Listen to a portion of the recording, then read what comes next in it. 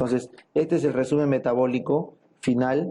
Si hemos aprendido todo lo que hemos visto, vamos a entender claramente este resumen. ¿Ya? Miren el dibujo, miren el dibujo. Horas de ayuno, horas de ayuno. Arrancamos ayer en la noche, 8 de la noche, la última comida, y para hoy día 8 de la mañana, 12 horas de ayuno, ¿correcto? Entonces, ¿qué es lo que va a pasar con la glucosa en sangre? Entonces, arrancó el ayuno, va a empezar a consumirse y va a tender a la baja, ¿no es cierto? Entonces, ¿cuál es la única forma en la que se mantiene nuestra glucosa si es que no estamos ingiriendo glucosa? ¿De dónde viene? Del glucógeno. Por eso el glucógeno hepático, que es la principal reserva, empieza a consumirse, como ves acá, de tal forma que nuestros niveles de glucosa no caen. Pero llega un momento en el que ya no alcanza. Entonces empieza a consumirse el glucógeno y ya empieza a caer el nivel de glucosa en sangre.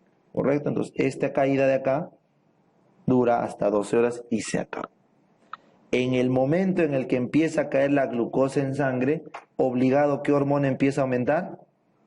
El glucagón. Porque necesito acelerar la glucogenólisis y tengo que tratar de conseguir de otras fuentes de glucosa.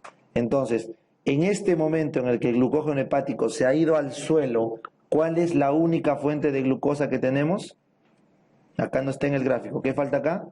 La gluconeogénesis, ¿correcto? Entonces, la gluconeogénesis sería casi gluconeogénesis. Estamos formando glucosa para mantener en los niveles mínimos de vida, porque ¿qué órgano necesita azúcar sí o sí? El cerebro. Entonces el cerebro necesita glucosa vía gluconeogénesis. Entonces la gluconeogénesis sube para mantener los niveles de glucosa. Pero eso es para el cerebro. Los músculos, el corazón necesitan energía y no alcanza con este nivel de glucosa. Pues, ¿ellos qué necesitan? Ácidos grasos libres. Por eso miren, apenas arranca nuestro ayuno, ya están aumentándose los ácidos grasos libres. ¿Para qué? Para los órganos de alto metabolismo como el corazón y los músculos. El ácido graso libre va aumentando y chicos, cuando miren el glucagón, el glucagón, hasta acá no hay problema, por eso no hay cuerpos cetónicos. Pero apenas el glucagón empieza a dispararse y la insulina empieza a caer, ese es el momento crítico en el que se disparan los cuerpos cetónicos. Entonces, la gran combinación para que haya cuerpos cetónicos es aumento de glucagón crítico, pero caída de insulina. Una vez que ocurre este cruce, el cuerpo dice, no, brother, estamos en situación extrema. Ahorita podemos hacer un infarto o alguna lesión por falta de energía. Entonces el cuerpo dispara su mecanismo final, el más estresante porque produce ácido, que es el cuerpo cetónico. Y esto no para, no va a parar, ¿correcto? Y es porque es como se explica cómo un paciente llega a cetoacidosis diabética, porque su cuerpo va a seguir produciendo, mientras no hay insulina, nada lo va a parar, ¿correcto? Nada lo va a parar. Muy bien, entonces ese es el estado metabólico final. Por eso cuando les pregunten, vamos a ver, corazón, pregunta de cardio, ¿cuál es la mejor, la principal, vía de uso de energía del corazón? La beta oxidación y el ácido cíclico de Krebs, o sea, el ciclo de Krebs, porque hay harta demanda de oxígeno y harta oferta también. Entonces el corazón vive de beta oxidación y todo lo mete al ciclo de Krebs. En cambio, si vamos acá al cerebro, básicamente el cerebro ¿de qué necesita? Glicólisis, no tiene otra opción, vive de glucosa y puede utilizar aminoácidos para hacer para utilizarlos como vía de gluconeogénesis, pero necesita glucosa. Entonces sus sustratos del cerebro son la glucosa, los aminoácidos, y les dije, en extremo, ¿cuál es la alarma donde el cerebro ya no tiene opción? Cuerpos cetónicos, en el hambre o en el ayuno. Por eso cuando hay huelga de hambre, por ejemplo, entonces en teoría, las personas que hacen huelga de hambre deberían estar en un estado del sensorio complicado, pues, ¿no? Pero como siempre comen algo, entonces no hay esta producción excesiva. Pero el ayuno prolongado sí tiene efectos en el pH del cuerpo, importante, ¿ya? Muy bien, por lo tanto, chicos, si es que yo estoy en un producto rápido de de anaerobiosis, ¿cuál serán la mayor cantidad de productos que libere, en este caso el cerebro? Lactato, porque usa glicólisis, la vía de lactato. ¿Ya? Muy bien. En cambio, el corazón, ¿cuáles serán sus sustratos? Cuerpos cetónicos, ácidos grasos libres, el lactato que venía también del hígado, y bueno, todas las fuentes de grasa, porque es de lo que vive. Acá al final dice son glucosa, o sea, el corazón no usa glucosa, usa grasa, recuerda, ácidos grasos. ¿Ya? Muy bien, ¿qué más les pueden preguntar acá? El riñón, preguntaza de examen. El riñón, su gran función en la parte metabólica es la gluconeogénesis. El riñón aporta el 25% de la gluconeogénesis, ¿correcto? La gluconeogénesis. Por lo tanto, su gran producto de exportación es la glucosa. Pero si me preguntan de qué vive el riñón vive de grasa, de lactato, de glicerol y algo de glucosa. Pero su gran trabajo es producir glucosa. Muy bien, ¿qué más les pueden preguntar? Esto también es pregunta de examen. Los eritrocitos, como no tienen mitocondrias, ¿cuál es su única vía? La glicólisis anaerobia, porque no tienen mitocondria, ¿correcto? Entonces usan glucosa y botan lactato, porque no tienen mitocondria.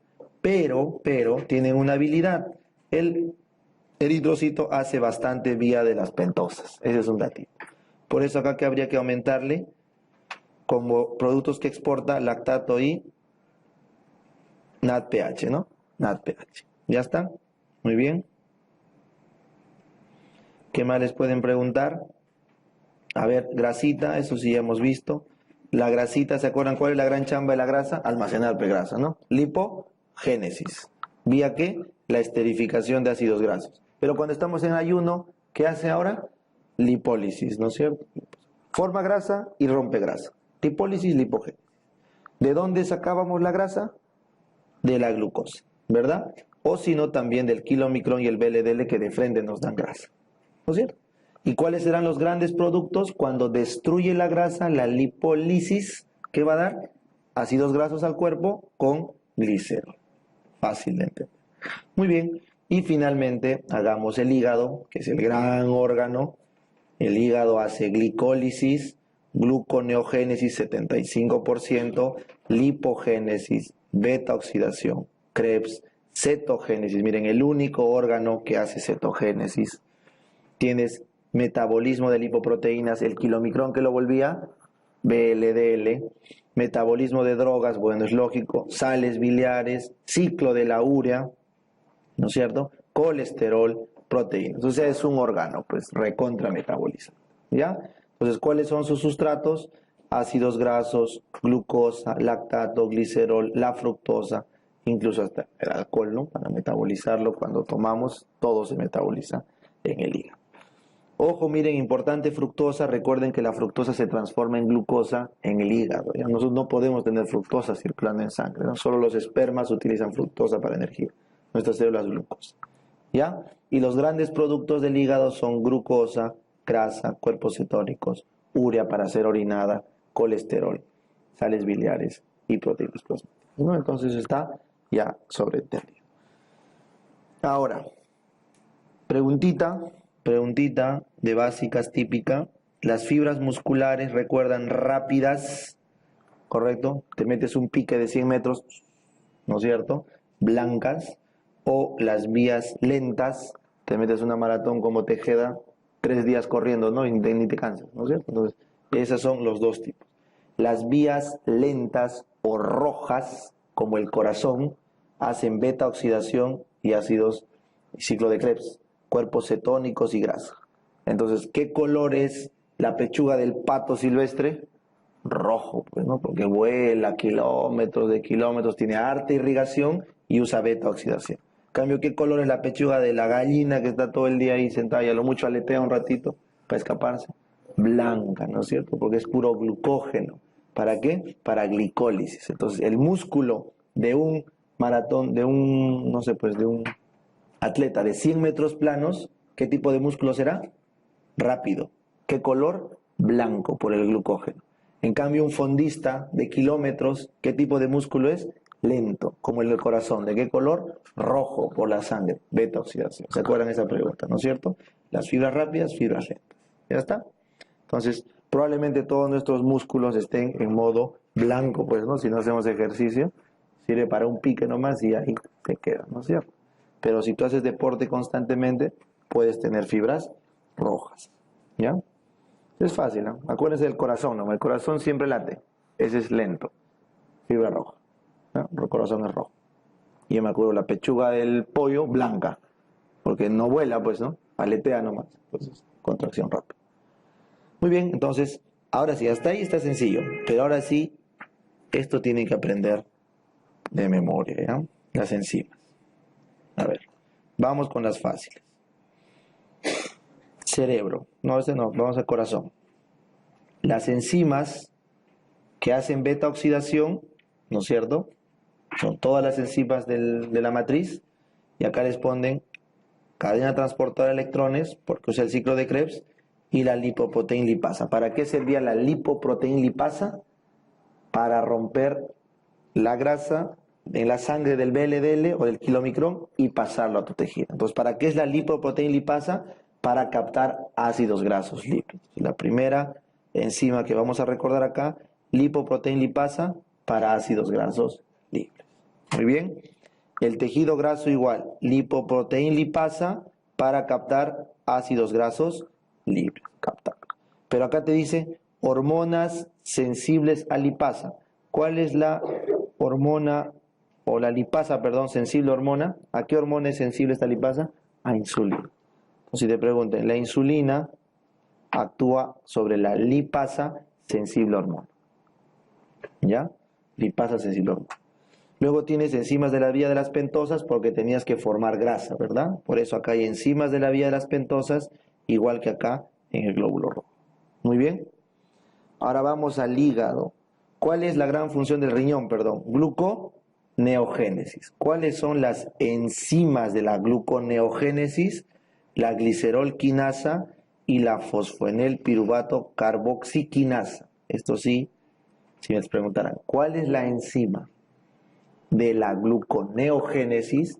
La fosfoenol o enel piruvato carboxiquinasa. Entonces, ¿se acuerdan la vía de bajada glicólisis? ¿En dónde te quedas? Piruvato. Piruvato, acetilcolina. Para levantar gluconeogénesis, ¿qué tienes que hacer? El piruvato tienes que regresarlo. ¿Cómo se llama la enzima que regresa? La fosfoenil piruvato, pero carboxiquinasa. Ya, esa sería la única difícil, la que no hemos visto todavía. Muy bien. Luego, acá, el hígado. ¿Se acuerdan cuál era la gran enzima que tenía el hígado que podía aguantar concentraciones enormes de glucosa? La glucoquinasa. ¿Correcto? Muy bien. La glicerol quinasa y la fosfoenil piruvato carboxiquinasa que acabo de decirles, ¿para qué eran estas dos? Para la gluconeogénesis, ¿verdad? Igual que el riñón, porque ambos hacen gluconeogénesis, ¿ya? La fructoquinasa, ¿para qué creen que sea la fructoquinasa? Para transformar fructosa en glucosa, porque no podíamos tener fructosa en sangre. Fructoquinasa. La HGM-CoA sintetasa, ¿para qué creen que sea? Ese es para hacer cuerpos cetónicos. Cuerpos cetónicos, ¿ya?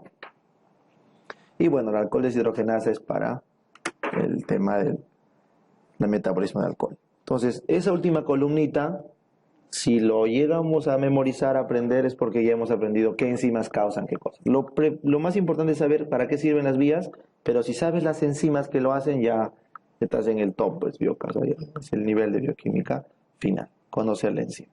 ¿Ya? Entonces, con eso hemos terminado todo lo que es los lípidos. Todavía no vamos a hacer lipoproteínas porque eso es súper fácil. ¿Ya? Vamos a hablar ahora de los aminoácidos y el ciclo de Krebs. ¿Ya? Pues acá sí les dije, tengo que hablar de aminoácidos y Krebs. Nos vuelven a hacer esta lámina, metabolismo de los aminoácidos. ¿Ya? Ya estamos terminando la clase, falta poco. Yo sé que BLDL, LDL, ustedes son unos tigres, por eso lo dejo para el final. Y ADN, eso es prácticamente un repaso de la prueba. Entonces miren los aminoácidos. ¿Ah? ¿De dónde vienen los aminoácidos? De la dieta. Los aminoácidos esenciales. ¿Está bien?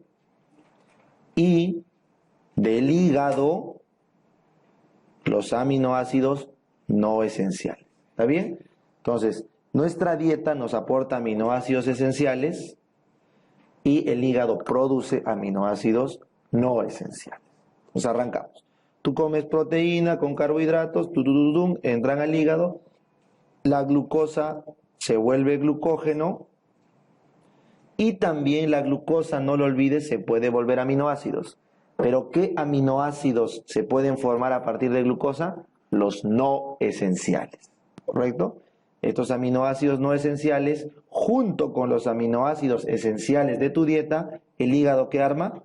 Proteínas. Proteínas plasmáticas se llaman. ¿Correcto? Muy bien.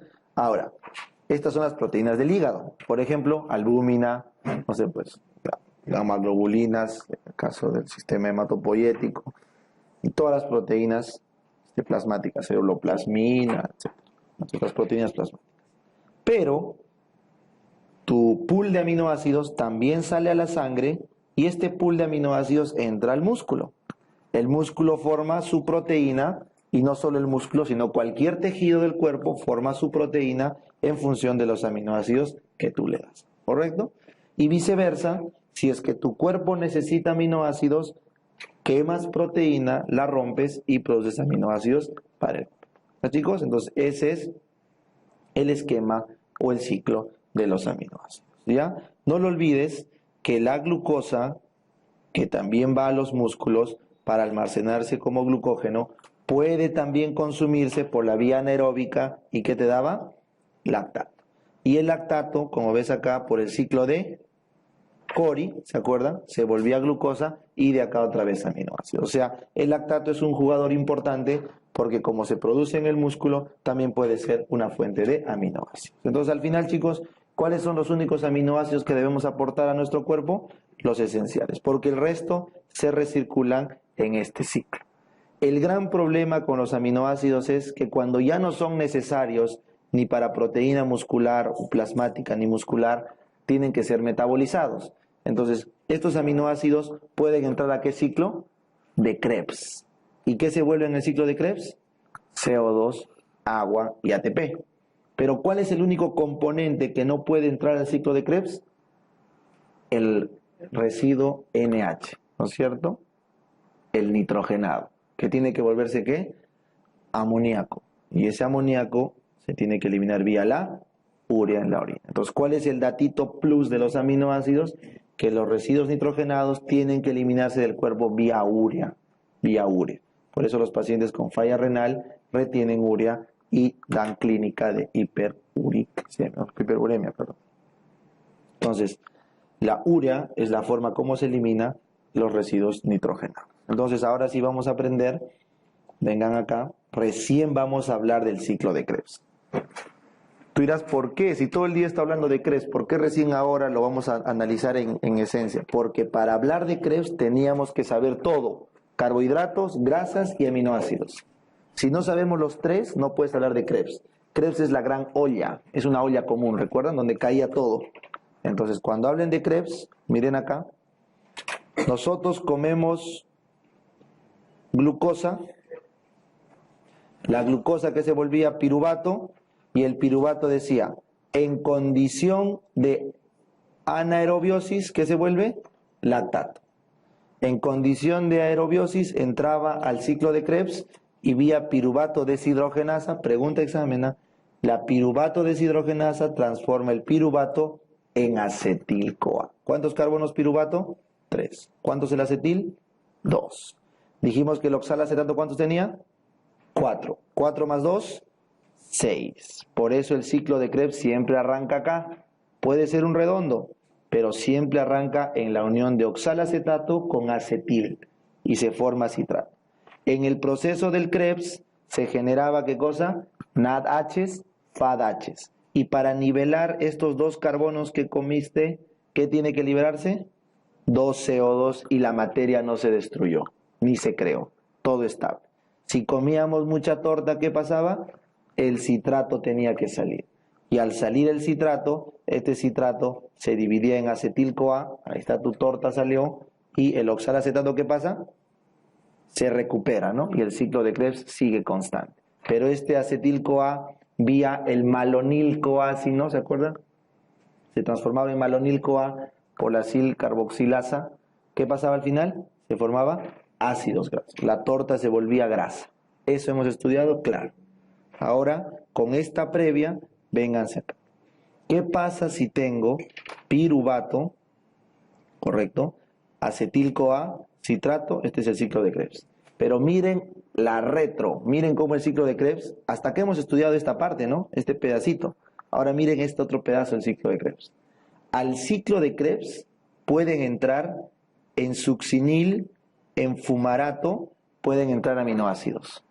Cuando nosotros no comemos pan, estamos en ayuno, ¿qué cosa no hay? Acetilos. Si no hay acetilos, no hay ciclo de Krebs, pero tú tienes que quemar, entonces puedes entrar en el ciclo de Krebs vía estos pasos. Isoleucina, metionina, valina y propionato pueden entrar a través de succinil-CoA. Tirosina, fenilalanina, vía fumarato. Y la histidina, prolina, glutamina, arginina pueden entrar por acá como glutamato y transaminarse alfa-cetoglutarato. De esa forma que la otra mitad del ciclo de Krebs está en equilibrio ¿con qué? Con los aminoácidos. Y tú dirás, doctor, no entiendo, ¿y para qué? Si usted dijo que el ciclo de Krebs era eterno, constante, ¿cuál es el objetivo de que lo atore con aminoácidos? Porque el objetivo es que este aminoácido tiene que volverse ¿qué? Glucosa. Entonces, ¿cuál es la olla donde entraba todo? Krebs. Es la olla de donde va a salir todo, pues. Entonces, entra tu proteína al Krebs por este lado de la curva y cuando llega al oxalacetato, el oxalacetato agarra y dice, ratito, vamos a volvernos fosfoenel piruvato carboxiquinasa, ¿se acuerdan? En el hígado, en el riñón, y se vuelve fosfoenel piruvato. Este fosfoenel piruvato se vuelve glucosa. Entonces, este día, pues, para que vean la gluconeogénesis. Pero para eso, ¿qué necesitamos aprender? Aminoácidos. Los aminoácidos entran por este lado de Krebs, saturan el oxalacetato, y el oxalacetato, en ausencia de acetil-CoA, caballero estimula fosfoenel piruvato carboxiquinasa, y ¡brum! Levantas fosfoenel piruvato y ¡brum! De ahí sale glucosa, para la gluconeogénesis. ¿Correcto? Y otra vía es vía el lactato. ¿Se acuerdan del músculo que quedaba? O estos aminoácidos, hidroxiprolina, serina, cisteína, treonina, glicina, o inclusive el triptófano, todos vienen por acá y se vuelven piruvato.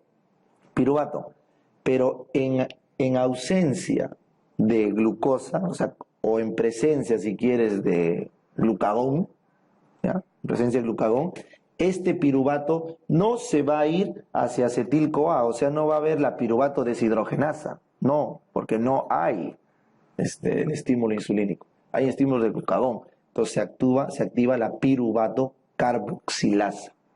Entonces la piruvato carboxilasa, ¿cuántos carbonos tiene el piruvato? 3. Le meto un carbón y lo vuelvo 4. Piruvato carboxilasa. 3 a 4, oxalacetato. Y saturo otra vez el oxalacetato y otra vez estoy en qué vía? Gluconeogénesis. Entonces, ¿para qué era esta diapo? Para que vean cómo todo tu músculo se vuelve glucosa por no comer. Por eso cuando uno ayuna, pierde masa muscular. Entonces el objetivo de una dieta no es dejar de comer, sino comer lo correcto y siempre mantener la masa muscular. Entonces para eso era esta lámina y con esto terminamos la comprensión final de todas las vías de la glucosa. Hemos metido aminoácidos, hemos aprendido la grasa y todo en la olla de Krebs. Por eso les digo, Krebs tiene que ir siempre al final. ¿Ya está? Entonces esto ya hemos visto en la primera parte de la clase y hemos terminado. Ahora sí, como estamos en aminoácidos, avancen. Aminoácidos, ¿ya? Entonces acá estábamos en aminoácidos. Entonces lo único que debo recordarles, que ya lo expliqué en la diapo anterior, es que los aminoácidos entran al ciclo de Krebs por varios lugares. Ahí está. El único que alguna vez he visto pregunta es esto. El glutamato se vuelve alfa-cetoglutarato. ¿Ya? Pues la única pregunta que alguna vez haya podido ver yo en un banquito del ciclo de Krebs de aminoácidos era respecto del glutamato, alfa-cetoglutarato. De ahí el resto me parece que serían preguntas absurdas, médicamente no aportan, es ya para la gente que estudia bioquímica. Sin embargo, esto sí tenemos que saber, cuáles son los aminoácidos esenciales y no esenciales, ¿correcto?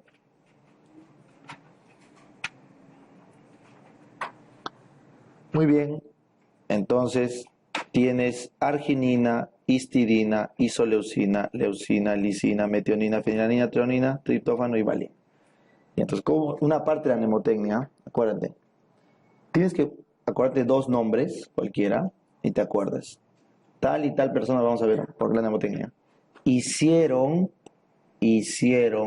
histidina, isoleucina. Hicieron triqui, treonina, triptófano, fenomenal, fenilalanina, con un metal.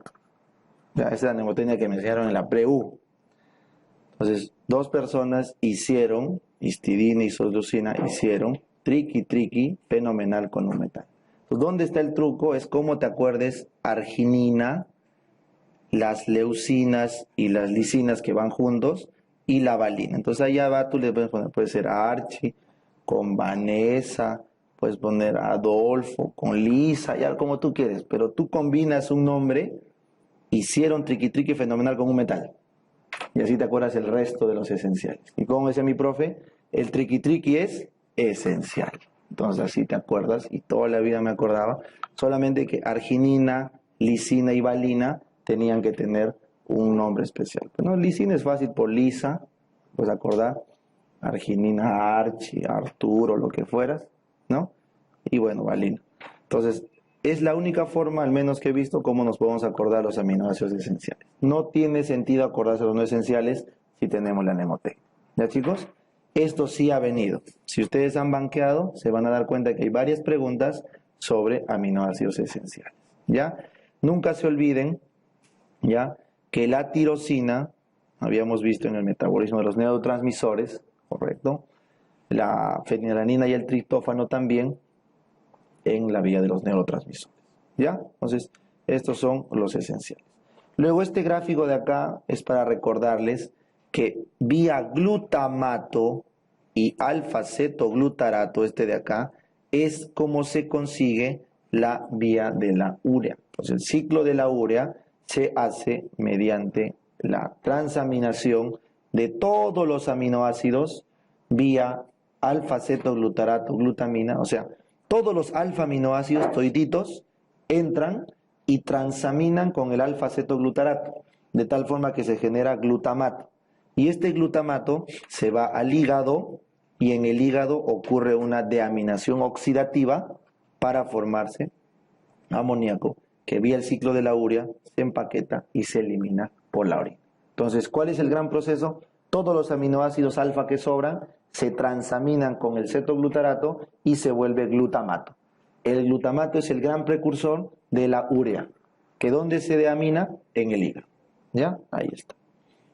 Muy bien. Entonces, este es como el glutamato que vemos acá, se vuelve glutamina y ocurre la transferencia del residuo nitrogenado. Muy bien. Entonces, con eso hemos terminado aminoácidos. ¿Ya, chicos?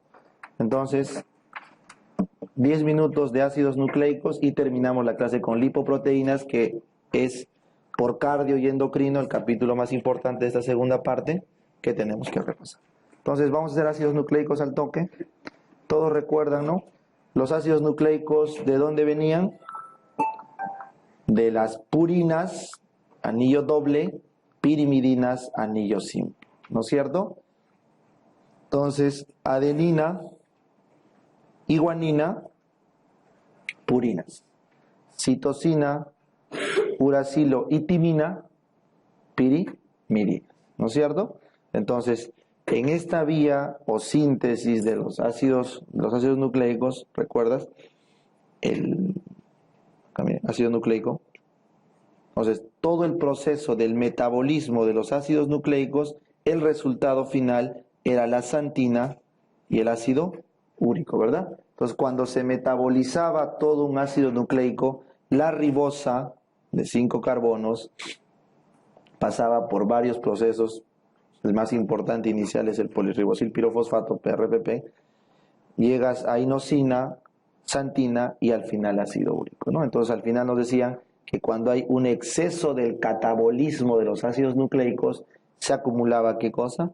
Ácido úrico. Entonces esta función, esta reacción que es súper compleja, lo único que importa, y esta lámina es importante para que recuerden, los trastornos del metabolismo de las purinas, porque solamente las purinas, adenina y guanina, tienen este ciclo, P, purina. ¿Ya? ¿Por qué? Porque las pirimidines se pueden desagregar como anillo y no generan ácido úrico. Entonces las purinas te pueden dar, ¿se acuerdan la pregunta de examen? Nihan, ¿no es cierto? Porque hay una deficiencia de la HGPRTasa, ¿cierto? En el proceso por un gen ligado al X, ¿no? El Nihan. En cambio, en el caso de la gota, lo que hay es una actividad aumentada de la enzima inicial del polirribosil pirofosfato, esta de acá, sintetasa, que hace que el paciente genere demasiada producción de ácido úrico. ¿Ya? Entonces son las dos enfermedades que les podrían preguntar asociadas al metabolismo de las purinas. Por eso lo he puesto ahí, solamente como dato. ¿Ya? Muy bien, ahora acá, esto es para recordar cómo se empaqueta el ADN. Entonces los ácidos nucleicos, no lo olvides, tienen una pentosa, que es la ribosa o la desoxirribosa. ¿Qué más tienen? Una purina o pirimidina y un grupo fosfato, ¿no? Entonces un ácido nucleico del tipo nucleótido tiene tres componentes. Su carbohidrato, o sea, su ribosa o desoxirribosa, su purina o pirimidina y su fósforo. Nucleótido. Si yo le quito el fósforo, se llama nucleócido. ¿Ya? Entonces, todos sabemos que la parte externa del ADN, el ADN, para empezar, el ADN está formado por ¿qué? ¿Cuál es el carbohidrato del ADN? La desoxirribosa, ¿no? ¿En qué carbono pierde el oxígeno la desoxirribosa respecto de la ribosa? En el segundo, ¿ya? La ribosa se diferencia de la desoxirribosa porque en el carbono 2 pierde el oxígeno. Entonces este ADN tiene su desoxirribosa y como ven acá, ese es sugar, es el azúcar. El azúcar es el que está en toda el esqueleto. El azúcar es el esqueleto del ADN. Pero entre azúcar y azúcar se juntan a través de ¿quién? Del PO4, del fosfato. Ese P que ven ahí es el fósforo. El fósforo es el que une un azúcar con otro azúcar. Entonces, si te preguntan, ¿cuál es el esqueleto del ADN? El azúcar y su fosfato. Es el esqueleto. Pero al centro del ADN, ¿quiénes están al medio? Las bases nitrogenadas planas. Entonces, ¿se acuerdan? La adenina se une con la timina por doble enlace de hidrógeno, puente de hidrógeno. En cambio, la citosina con la guanina, ¿y ven cuántas rayas hay? 3, triple enlace. Adenina, timina doble, citosina, guanina triple. ¿Ya? Esa es una cadena de ADN. El ADN se enrolla a sí mismo por la composición electrónica del fosfato, de tal forma que hay una curva menor y una curvatura mayor. ¿Y cuánto es el ancho del ADN? 20 Armstrong. Y entre curva y curva, o sea, en una vuelta completa de 360 grados, 34 Armstrong. Esa es la vuelta completa del ADN. Sencillo, ¿ya? La cadena de ADN, no te olvides, tiene un orden 5', 3'. Ese es el orden de codificación. 5' a 3'. Y la cadena complementaria, acá le llaman el template, ¿no es cierto? La complementaria va de 3' a 5', o sea, al revés. Entonces la codificación es 5', 3', pero su copia viene al revés. De tal forma que para cada guanina le corresponde una citosina y para cada timina una adenina, ¿no es cierto? Sin embargo, cuando uno transcribe a ARN, lo que se transcribe, esta cadena, por ejemplo, va a generar una copia 5', 3', pero del complementario. Entonces, si acá era citosina, ¿qué había que transcribir? Guanina. Y si acá es adenina, debería ser timina. Pero el ARN no tiene timina, sino tiene uracil. Entonces, al final, la cadena del ARN transcrita corresponde a qué cadena del ADN? A la original, ¿no? Es la copia de la original. Entonces, la original tiene un template o copia y esa copia genera una copia que es al final la misma que el original. O sea, ¿cuál es la cadena que se codifica? En la negra, la que tiene la copia es la azul y por ende el ARN transcrito es la copia exacta de la negra. ¿Ya? Entonces, por eso debe recordar, la cadena que se codifica es la primera, no la anterior a la copia del ARN. ¿Ya está? Entonces, este ADN 5', 3' se codifica en un ARN mensajero M 5', 3'. ¿Ya está? Negra con negra. Mejor dicho, azul acá, negra acá. Ahora, este ARN mensajero, no lo olvides, este ARN mensajero tiene que llevar su codificación para que el ARN ribosomal, ¿se acuerdan? ARNR ribosomal, subunidad pequeña, subunidad grande, se encarguen de transcribir, ¿qué cosa? ¿Qué es esto de acá? Una proteína. Entonces, para tú transcribir un ARN mensajero, ¿qué haces? Tienes que ponerle un ARN ribosomal encima. Y este ARN ribosomal va sintetizando esta hebra de aminoácidos. Pero cada aminoácido, ¿de dónde viene? ¿Quién transporta el aminoácido? El ARN de transferencia, este que parece una cruz. El ARN de transferencia tiene un bracito que se une al aminoácido acá arriba y tiene acá una cabeza donde está el anticodón. ¿Qué es el anticodón? El triplete de bases que lee un triplete del ARN mensajero. Entonces, para cada aminoácido del cuerpo corresponde un anticodón, Entonces, no te olvides, la codificación AUG, adenino, uracilo, guanina, corresponde a qué aminoácido? Metionina, al primero de todos. ¿Ya? La codificación AUG codifica la metionina como aminoácido. ¿Ya está? Entonces, para eso les he traído. Este es el resumen de ADN. Avancen 2 láminas, 3. Acá, a la síntesis de ARN. Váyanse hasta la última. Entonces, este ARN, como vimos acá, proviene de un ADN. Entonces, acá arriba, miren, esto es el ADN. Ya estamos, esto es más complejo, ¿eh? Solamente vamos a comentarlo. No hay preguntas de examen de esto. El ADN, como ven acá, tiene una hebra codificante 5', 3' y una hebra template o copia 3', 5'. Este ADN se llama unidad de transcripción porque lo vamos a transcribir. Entonces, lo que se transcribe se llama región de transcripción. Esta de acá es la que va a dar origen al ARN. Como ves acá, este es el ARN 5', 3', ¿correcto? Este ARN es producto de la transcripción, de la región de transcripción. Pero atrás de la región de transcripción existe una región promotora.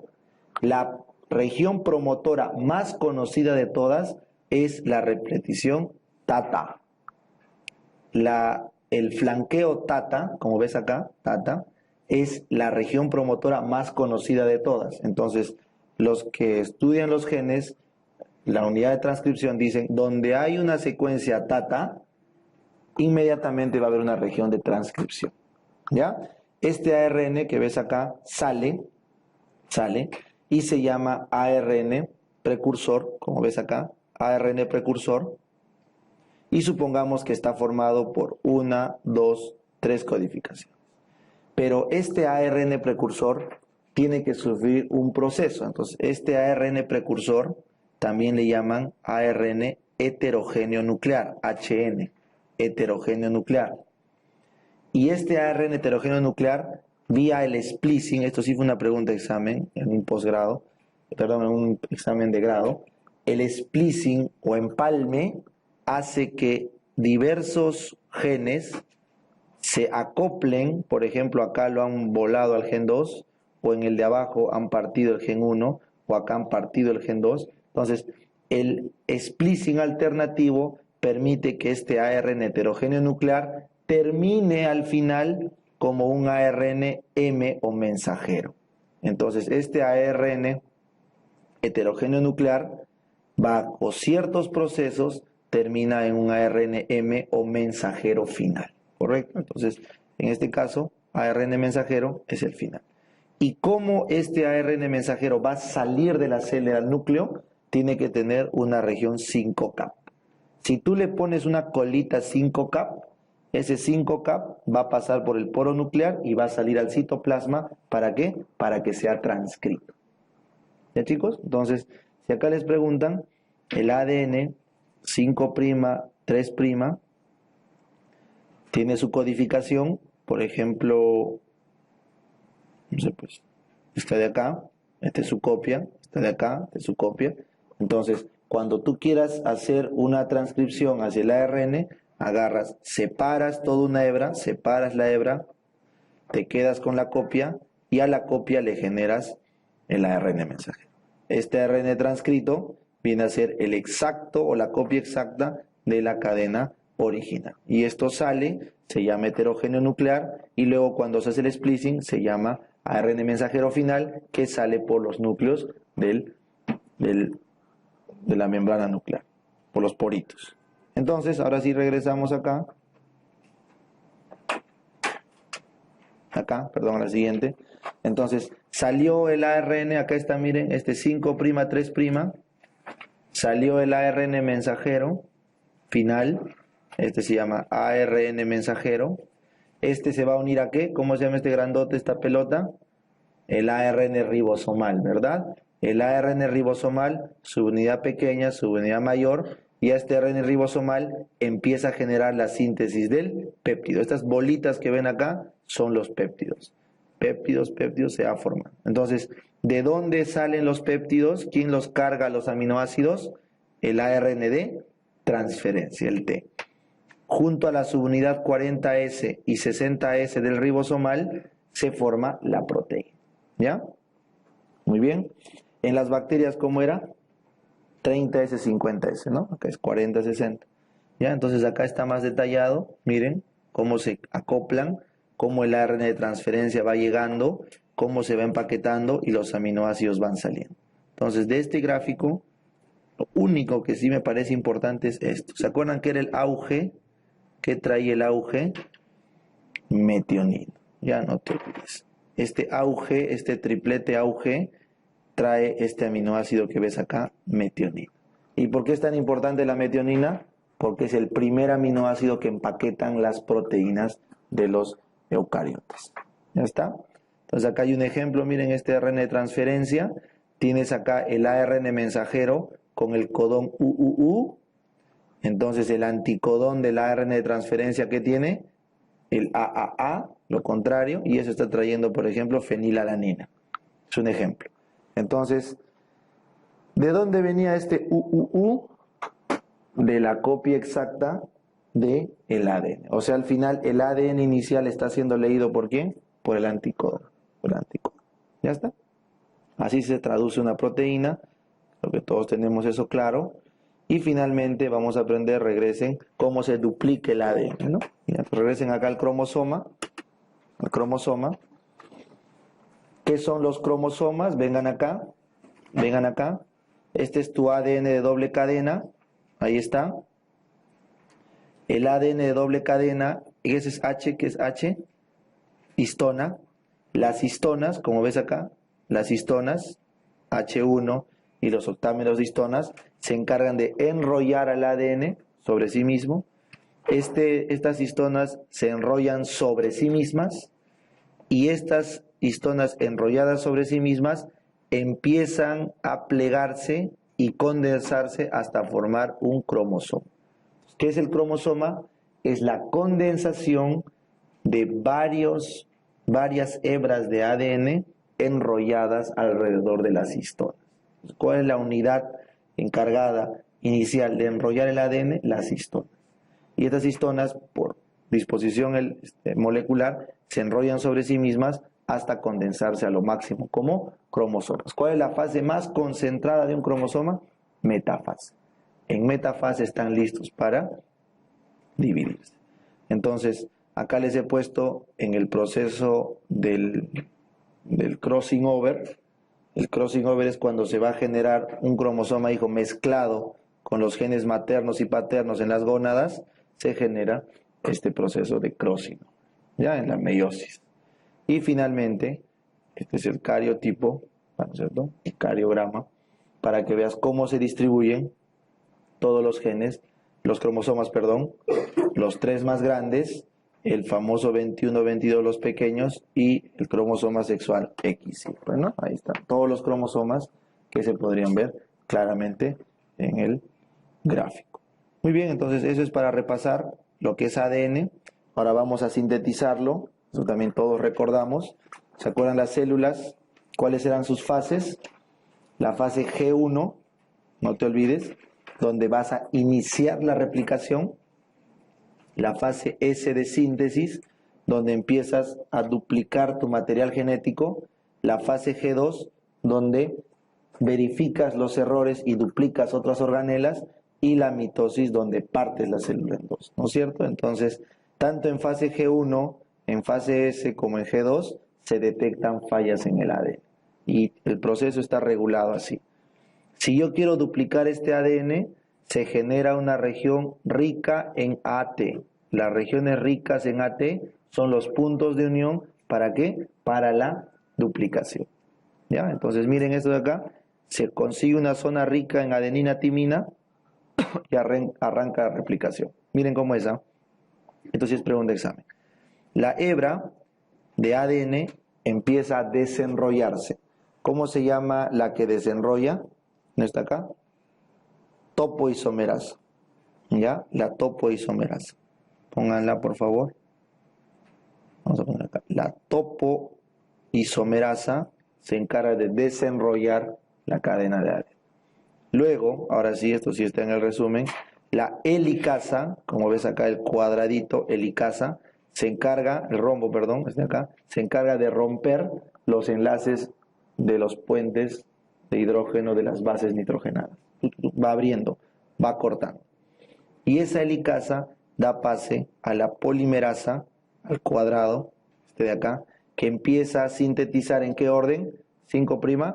Entonces, hay una cadena que se sintetiza continuamente, 5', 3' por la polimerasa, pero la otra hebra se sintetiza 5', 3', pero por fragmentos, ¿no? ¿Cómo se llaman estos fragmentos, recuerdan?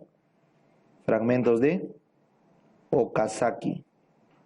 Los fragmentos de Okazaki es la replicación interrumpida de la cadena. Y estos fragmentos de Okazaki al final tienen que juntarse por una ligasa. Una ligasa. ¿Ya? Una ligasa se encarga de empatar los fragmentos de Okazaki. ¿Y qué es la primasa? Triangulito, es el lugar donde arranca cada fragmento de Okazaki. Cada fragmento de Okazaki arranca con una primasa.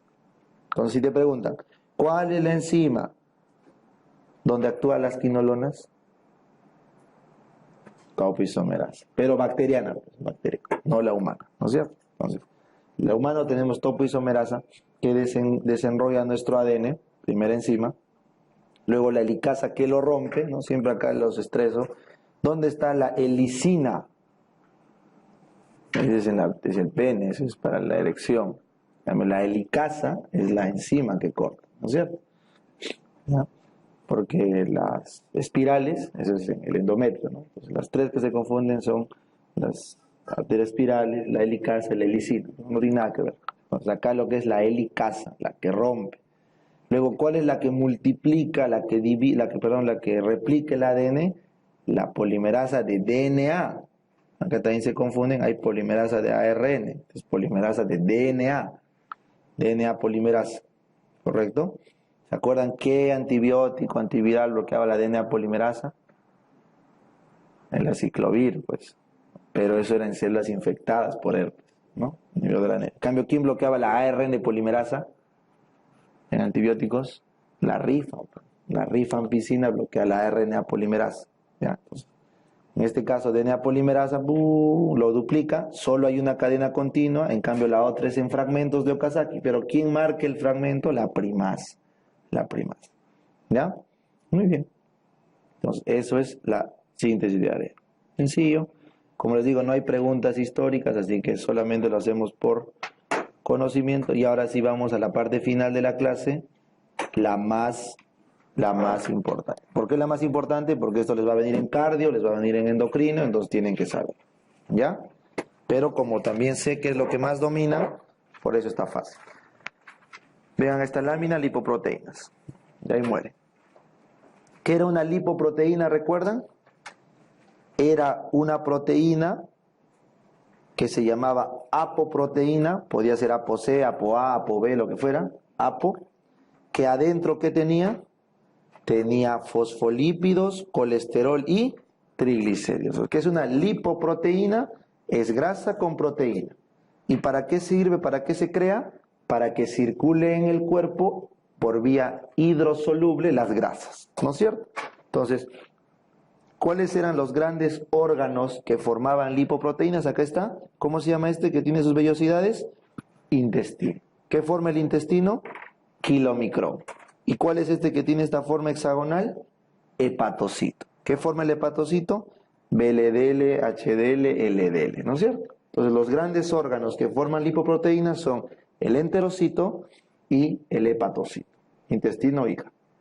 Entonces, una pregunta súper repetida, que espero que nunca falles, es: el kilomicrón lo forma el intestino, es el que tiene la densidad, una de las más bajas, ¿correcto? Es gigante, gigante, y básicamente su principal componente son triglicéridos, aunque también tiene colesterol y fosfolípidos. ¿Cuáles son sus grandes apoproteínas? La más importante, la ApoB48. B48. ¿Ya? Es la más importante. Pero tiene todas, A, C, todas tienen. Luego tienes el kilomicrón remanente, que es el kilomicrón que queda después de haber sido atacado por las lipasas. Entonces, este kilomicrón viene de otro kilomicrón y ya es más pequeño, miren, más pequeño, ¿correcto? Por eso su densidad es un poquito mayor. Y ya en el kilomicrón remanente ya hay triglicéridos, fosfolípidos y colesterol en cantidades más parecidas. Así es la diferencia. ¿Y por qué les hice acordar el ApoB48? Porque es la que todavía persiste. Entonces, se llama kilomicrón mientras tenga ApoB48. Eso es lo que lo vuelve kilomicrón. Una vez que el kilomicrón llega al intestino, el intestino lo absorbe y lo desaparece. Y el intestino vuelve a empaquetar la grasa, ¿en qué les dije? En VLDL. La VLDL sale del hígado, pero eso vino al inicio, recuerden, pues entre paréntesis intestino, porque vino de un kilomicrón inicial. Esta es más pequeña, tiene un poquito más de densidad y básicamente solo tiene triglicéridos. Pero acá está el dato. De ApoB48 evoluciona a ApoB100, por eso me acuerdo. Primero es 48 kilomicrón, luego es 100 hígado. Una forma de acordar, ¿no es cierto? Este VLDL igual se va metabolizando a IDL, LDL. ¿Y cuándo queda LDL? Cuando solamente ya hay colesterol, nada más. Y este colesterol básicamente mantiene el B100 y es el que tiene que entrar a los tejidos. Ahí muere la historia del VLDL, cuando se transforma en LDL. Por otro lado, el HDL se sintetiza en el hígado, el intestino. De ahí sale el hígado e intestino. Algunos VLDLs y kilomicrones pueden dar, pero el hígado e intestino son los principales formadores de HDL. Tienes el tipo 1, 2, 3 y el pre-HDL. ¿Todo de qué depende? De su tamaño y por ende de su densidad. Pero al final todos que llevan solo colesterol y fosfolípidos, nada de triglicéridos. Y como toda la vida nos han enseñado, el HDL es el colesterol bueno. ¿Cuál es la nota que le pones al bueno? A. Estos tienen el ApoA. El ApoA. ¿Cuál sería el único que también tiene ApoA? El kilomicrón, porque les dije que tenía todo. ¿Cómo me acuerdo? ApoA. En cambio, el pre-beta HDL arranca solo con ApoA1. Entonces, esta diapo es el resumen y es la que contiene la mayor cantidad de preguntas respecto a qué tiene cada lipoproteína. Entonces, todo lo que les he explicado se resume en esta lámina, ¿no es cierto? Este es súper fácil, ¿eh? No vaya a pensar que es complicado porque es mucha raya, ¿no? Comes tu dieta, ahí está tu colesterol, acá te pone el Harper 400 miligramos de colesterol al día, puede ser 350, ¿no? Una yema. Entonces ese colesterol o colesterol esterificado, RUM, ¿cómo se empaquetaba el colesterol esterificado? Kilomicrón, tenía colesterol, colesterol éster y un montón de ¿qué? De triglicéridos, ¿no es cierto? Solo que en esta diapo no estamos poniendo triglicéridos, solamente es colesterol. Este kilomicrón venía, RUM, ¿qué era LPL? Lipoproteína lipasa del tejido extra hepático, que le va quitando, ¿qué le va quitando? Triglicéridos. De tal forma que te queda aquí kilomicrón remanente. Tienes triglicéridos, colesterol, pero menos concentración de triglicéridos.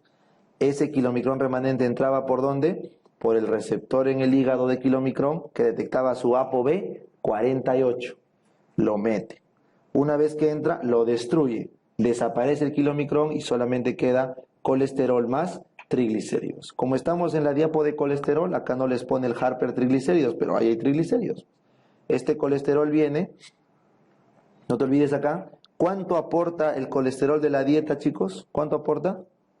20% al colesterol total. ¿Y de dónde viene el 80% del colesterol total? De la síntesis endógena. Recuerda eso, ¿ya? Si alguien en tu familia sufre de hipercolesterolemia, probablemente sea endógena, no porque come mucho. Lo que pasa es que si sobre eso come mucho va a empeorar. Pero la dislipidemia tiene un origen endógeno, no es lo que comemos. ¿Ya, chicos? Muy bien. Entonces, este 80% se inhibe porque ya estás alimentándote de colesterol. ¿Correcto? Necesitamos un montón de colesterol, no se olvide. Entonces, este colesterol no esterificado que ves acá, se va a eliminar por la vía de los ácidos biliares. Los ácidos biliares, como ves acá, salen, se almacenan en la vesícula biliar y luego se eliminan como ácidos biliares, de los cuales se recircula el 99% en el ileón, no se olviden la recirculación enterohepática de sales biliares, pero al final se pierde siempre en las heces un poquito. Ese poquito que se pierde es la misma cantidad de colesterol que has consumido. O sea, ¿por dónde se va el colesterol que comemos de más? Por las heces. ¿Producto de qué? De las vías biliares. ¿Correcto? Entonces, ese es el mecanismo. Ahora, ¿tu cuerpo necesita colesterol? Claro, todas las células necesitan colesterol. El colesterol, chicos, es vital para que las células funcionen bien. Es más, se ha demostrado que los pacientes inmunosuprimidos aumentan su síntesis de colesterol para mejorar la defensa celular. O sea, el colesterol es súper importante. Por eso el hígado inteligentemente agarra y lo empaqueta como colesterol éster vía VLDL. El VLDL es triglicérido colesterol que sale del hígado para repartir a todo el cuerpo. Entonces este VLDL, miren, esta flecha, igual lo ataca la lipoproteína lipasa y ¿qué se volvía? IDL, o también le llaman remanente de VLDL, igualito que el kilomicrón, los tres. Pero luego este de acá puede entrar al hígado, es un camino, pero lo más probable es que se termine acá, si quieren ser estrictos, ¿eh? Acá tendrías que, este IDL también tendría que volver a pasar por la LPL y volverse LDL. ¿Qué es LDL? Puro colesterol, purito colesterol. Y este colesterol LDL tiene que ir ¿a dónde? Acá este gráfico nos da a entender de que todo el colesterol se va al hígado. Tú dirás, oye, ¿cuál es el chiste? Entonces, ¿para qué lo he sacado si va a regresar? No puedes. ¿Este LDL a dónde tiene que irse? A todo el cuerpo. ¿Cuáles son los órganos que más necesitan colesterol? Las glándulas esteroidogénicas, testículos, ovarios, suprarrenales, las glándulas que producen hormonas esteroideas, necesitan colesterol. Nuestras células necesitan colesterol. Entonces el colesterol es bueno, eso hay que meternos en la cabeza, es bueno, es necesario. Entonces este LDL, solamente lo que sobra de LDL, vía el ApoB 100, recuerdan que era su ApoB, se metaboliza al hígado y se elimina. Si el hígado no se da abasto con el LDL o todavía no ha llegado al hígado el LDL, para que no se deposite en las arterias y genere ateromas, ¿qué ha creado el organismo? Al HDL. El HDL es una molécula que sale de la nada, imagínate, lo crea el intestino y el hígado de la nada. Por eso miren, ¿dónde puede estar la flecha acá que les han puesto? Ya, no está ya, pero tienen que pensar que el hígado produce HDL y el intestino delgado también produce HDL, de la nada. Y este HDL empieza a barrer, a recolectar, así como el carro de la basura está viajando y el colesterol de cada célula se lo va comiendo. El colesterol de cada LDL se lo va comiendo. El colesterol de cada IDL se lo va comiendo. El colesterol de cada VLDL se lo va comiendo y se va engordando de colesterol. Si por A o B ve que le falta colesterol al LDL, le pasa también. O sea, ¿qué es el HDL? Un dealer, un reciclador. Agarra colesterol que sobra y lo da al que le necesita. Y está en ese plan. Por eso es famoso Scavenger, el barredor de colesterol. Entonces, este HDL requiere dos enzimas importantes, la LCAT, la colesterol aciltransferasa, y la CTP, ¿ya?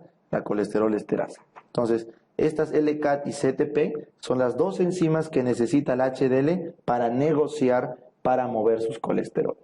¿Y cuál es su gran apoproteína que la representa? La ApoA1. ¿Siempre te acuerdas? Colesterol bueno, estrellita A1. ¿Ya? ¿Sí te acuerdas? Entonces, eso que te expliqué acá está disgregado en cada uno. Esta es la lámina del kilomicrón, repásalo, es lo mismo.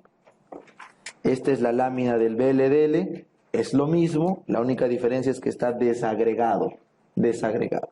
Y finalmente la única que sí es tranca, y que la voy a explicar, es la del HDL. Es tranca porque casi nunca le damos importancia al HDL. Entonces recuerden, ¿quién sintetizaba el HDL? El intestino y el hígado, correcto. Entonces el hígado y el intestino sintetizan HDL. ¿Qué es el HDL? Es colesterol, fosfolípido, ApoA1 y sus enzimas LCAT, y acá le falta ¿cuál? La CTP, ¿no? Ya se quedó sin espacio. Ya está. Entonces ese es el HDL discoidal. Este HDL discoidal va a circular por todo el cuerpo moviendo todos los colesteroles entre grupo y grupo. Por eso cuando ves acá, esta flecha de acá, HDL discoidal naciente, miren acá, esta flecha significa que viene de acá. Empieza a crecer HDL3, HDL2, en función de la cantidad que tiene de colesterol, vimos, ¿se acuerdan los tamaños? Y en función de la presencia de la LCAT. Entonces, mientras tiene LCAT, se llama HDL3. Cuando ya consume toda su LCAT, ya no tiene la enzima, se llama HDL2. Y está en ese plan. Esta HDL2 viene, el hígado la absorbe, la interioriza a través de este receptor SRB1, es el receptor del HDL, y el colesterol lo rompe, ahí lo libera. ¿Y por dónde se botaba todo el colesterol? Por la bilis. Cumplió su trabajo. Ahora, este HDL2 también puede en el camino perder colesteroles y nuevamente recuperar su LCAT y se vuelve HDL3, está en ese plan, esto es el camino en la sangre. Eso significa que está dando vueltas en la sangre. Pero no te olvides que cuando el hígado interioriza el HDL, ojo, no interioriza el ApoA. El ApoA no se lo come, el ApoA lo deja. Y el ApoA, como ves acá, queda libre. El único lugar donde podría eliminarse es por vía renal, el ApoA. Pero el ApoA que queda libre, miren acá, este ApoA se junta con un fosfolípido y un colesterol que esté por ahí dando vueltas y se forma pre-beta HDL. Nunca lo olvides. ¿Por qué se llama pre-beta? Porque todavía no tiene el fosfolípido y el colesterol en forma de disco y no tiene el LCAT. Entonces se llama pre-beta HDL porque solamente es ApoA1 por ahí suelto que se pegó con un fosfolípido y colesterol. Punto. Entonces, cuando estos vayan aumentando de tamaño y se vuelvan un disco, vuelven otra vez al pool de HDL naciente o HDL discoidal. ¿Está bien? HDL naciente. Entonces, este ApoA1, cómo va llenándose, cómo va nutriéndose de colesterol, porque los tejidos le empiezan a botar vía el translocador ABCA1, le botan el colesterol y lo van inflando, y cuando ya se vuelve discoidal, como ya está más grande, el transportador para cuando está HDL3 ya es el SRB1. Entonces, si te das cuenta, mira, el colesterol del tejido sale por el SRB1 y el colesterol entra al hígado por el SRB1. O sea, ¿cuál es el gran transportador de colesterol libre? El SRB. Y va jugando con el HDL. De tal forma que el HDL por la sangre va repartiendo ese colesterol y estamos en equilibrio. Porque en ningún momento el colesterol es malo. Solo para el cardiólogo es malo, ¿ya? Pero para el cuerpo es bueno. Nunca te olvides eso. El doctor Tafur siempre decía en inmunología, el cardiólogo es el único que ve el colesterol como su enemigo. Los inmunólogos se han dado cuenta ya que dar atorvastatina baja el sistema inmune, ya disminuye las defensas, porque el colesterol parece una respuesta al daño inmunológico en algunos casos de estrés, de cosas así. Entonces es una teoría bien fuerte que tienen, por eso lo que él explica es, el HDL es un gran distribuidor del colesterol para el tejido que necesita defenderse. Cuando un tejido entra en estrés, pide más colesterol. Y el cuerpo empieza a producir más colesterol y el HDL empieza a distribuirlo. ¿Ya, chicos? Esa es la función del HDL. Muy bien, entonces acá vamos a terminar la clase con cómo se bota ese colesterol. Sencillo nada más. Entonces miren, el colesterol, ¿cuánto se sintetizaba en el hígado? El 80%. ¿De dónde salía el colesterol, recuerdan? Del mismo lugar, del pan, del acetil. El acetil-CoA se junta, tienes dos acetiles que se juntan, se llama acetoacetil, y vía la HGM-CoA sintetasa o sintasa, ¿qué se formaba? El famoso HMG-CoA, este de acá. Este de acá, chicos, daba origen a los cuerpos cetónicos. Pero si el hígado no quiere hacer cuerpos cetónicos, este HGM-CoA simplemente lo pasa a la HGM-CoA reductasa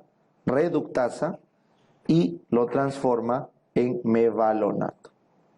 No malonila. Malonila era en síntesis de grasa. Este es mevalonato, ¿ya?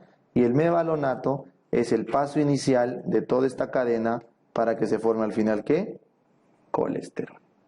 Si te preguntan, ¿cuál es el sustrato inicial clave para hacer colesterol? El mevalonato.